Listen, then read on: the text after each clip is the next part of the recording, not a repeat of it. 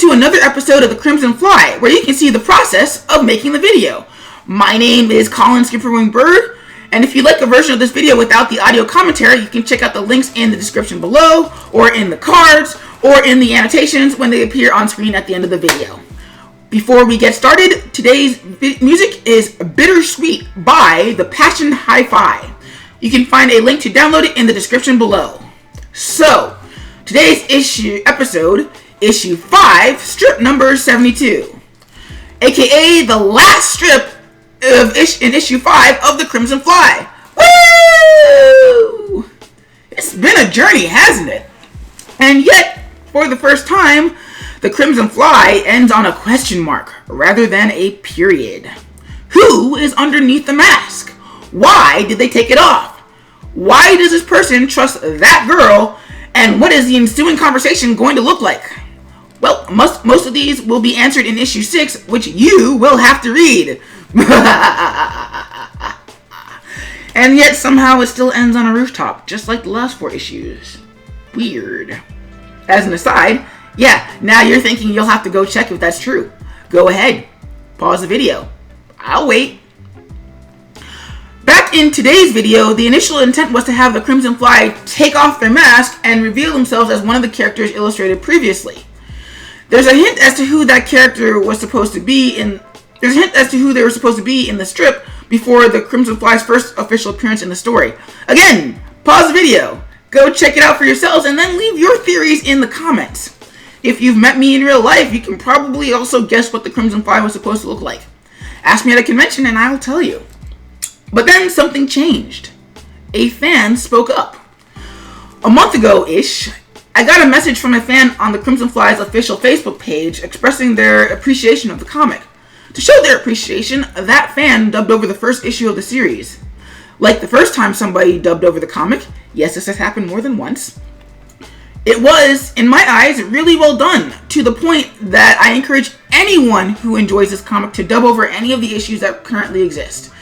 My only request is to properly credit me, or link back to the comic, and to not financially monetize those dubs, either through direct sales or ad revenue, or anything else in case you're thinking of loopholes. So, you might be wondering what made this particular dub so special as to change the ending of the strip. Well, the voice actress was female, and, I presume, not having the resources to gather other players, dubbed over the Crimson Fly herself. And, as stated earlier, I think she did a good job. And this, in conjunction with a misunderstanding at a party that the Crimson Fly was supposed to be female, made me realize that I hadn't written or illustrated the Crimson Fly in a definite way physically, and that it also presented a unique opportunity for me. Because there was no definition of what the Crimson Fly looked like under the mask, he or she could be anyone. I could push the escapist, everyman, audience surrogate nature of the character by not revealing what they look like. Anyone could be the Crimson Fly.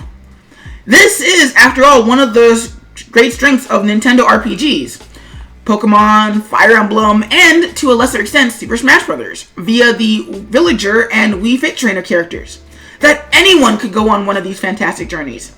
It's also a weakness of other fictional everyman characters like Spider-Man. A white Peter Parker isn't going to have the same life experiences as a black one, or a Persephone Parker.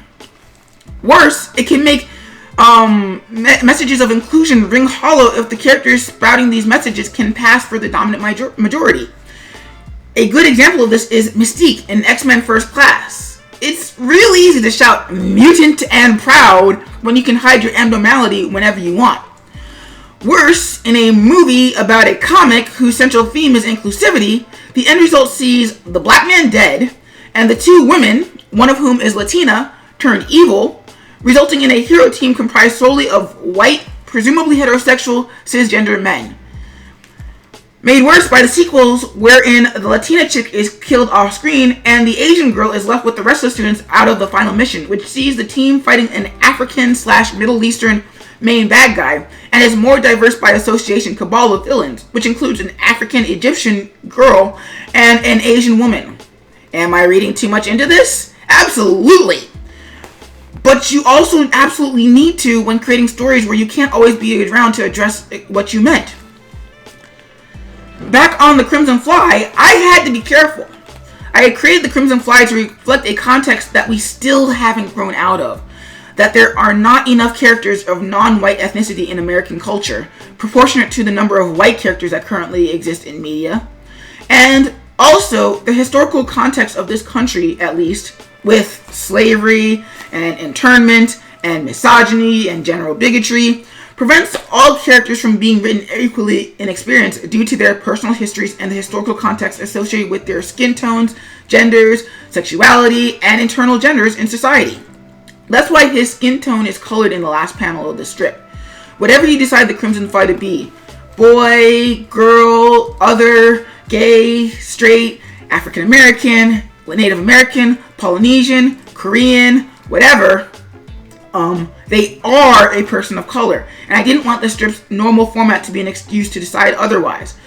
Everything is up to interpretation until it is defined a certain way, and hopefully I can keep this particular interpretation going for the duration of the strip, though I promise to make no promises. And I didn't want this to be misinterpreted, hence the hand.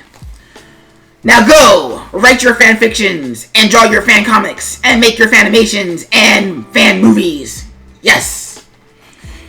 In addition to fiddling with the ending, there is also something else I want to try out. Incentivizing readers to move forward with the interactive version of the comic. It's been a consistent criticism of the strip that some readers sometimes, somehow, need reminders to advance the comic forward. To this end, I decided to experiment with the panel flashes that you see if you check out the interactive version of this particular strip. Hopefully this will get readers to subconsciously realize that there is more to the strip than just the first panel, even if everybody still keeps clicking on the fast forward button. Seriously, has no one over the age of 24 owned a tape deck? Is this a perfect solution? Heck no! But I do think it's a step in the right direction, even if it adds more work for me. Yay! I really need to get on that app thing. Ugh.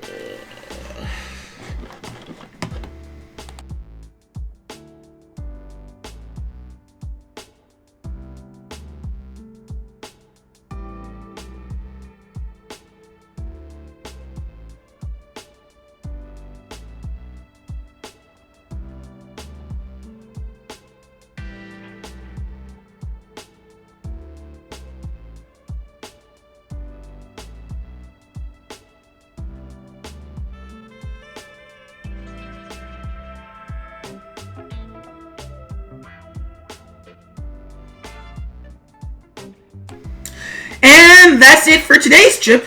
Please, if you like what you saw, please subscribe and turn on notifications to keep seeing these videos. Also, don't forget to check out this video in its original interactive format, or check out some of my other speed paint videos. This is Colin SkipperWing Bird signing out, and I'll catch you peeps later.